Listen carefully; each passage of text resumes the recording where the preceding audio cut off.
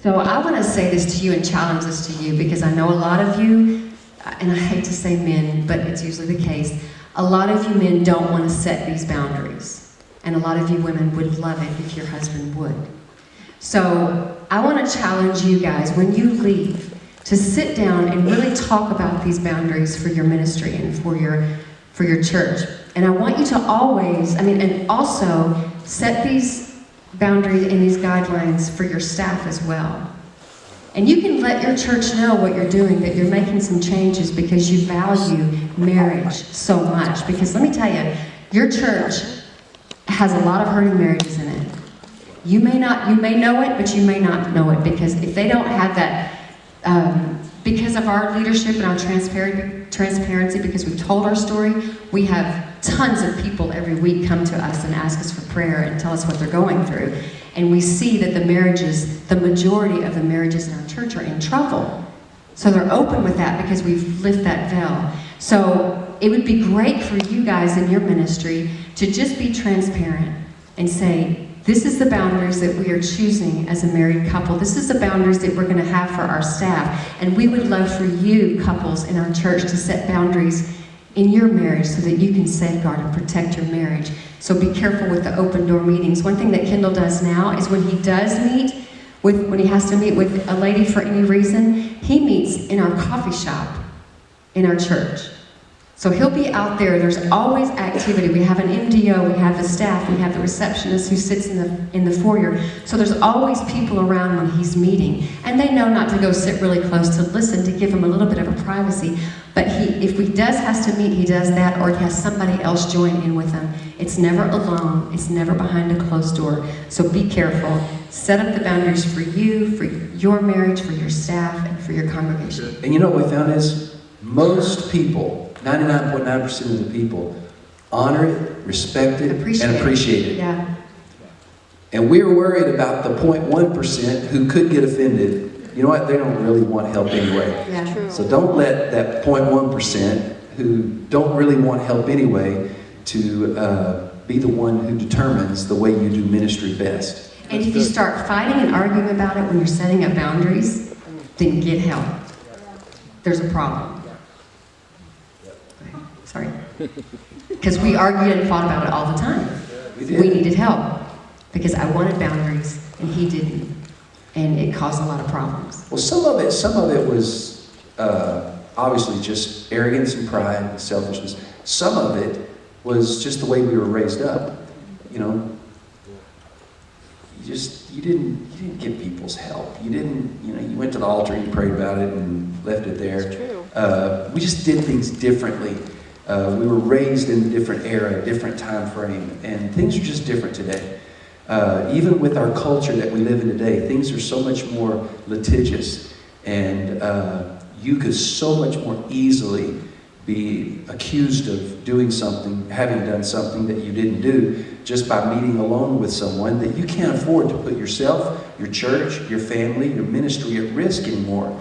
So you don't need to be in behind closed doors meetings ever. Somebody can walk out and say they put a hand on me, they touched me inappropriately, and now you're on the front page news, and this could ruin your ministry, and you may be 100% completely innocent. Don't put yourself in that position to allow you and your ministry to be taken advantage of by the enemy. And if you're thinking right now, I don't want to change, then you're in the wrong profession, because every Sunday you're preaching to people and trying to get them to change. You always need to be teachable. You always need to be ready to do what's best. Good. That's good. Good word. Thanks. So guard your mind. Watch what even. Good on you. Thank you. Oh, sorry. I see it. Sorry. And nice on that word, litigious. Litigious. Litigious. I don't know that word. That's my word of the day. Okay. Litigious. I still don't know what it means, but anyway. So guard your mind. Even people in ministry, you let things get into your mind that you really shouldn't. And I know that we all know that porn is poison, but I guarantee you there's people in this room that are addicted to porn. It's everywhere. It's true.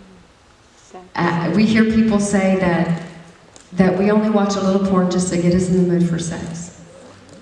So porn is poison. Don't look to anyone else to try to turn you on. You've got a one and only, and that's it. So guard your mind, guard what you watch, what you listen to, and be careful with your children, what they see. Guard your heart. We're going to try, how are we doing on time? Because we want to definitely have time. 5 minutes, and then we need to go to question and answer. Okay. Guard your mouth. Be careful what you say. Help me, baby, I'm not sure. Hey, social media is one of the biggest tools of the enemy right now. Make sure, I think Kendall mentioned this last night, make sure that you have the password to everything of your spouse's. It's okay, too, to have a joint account.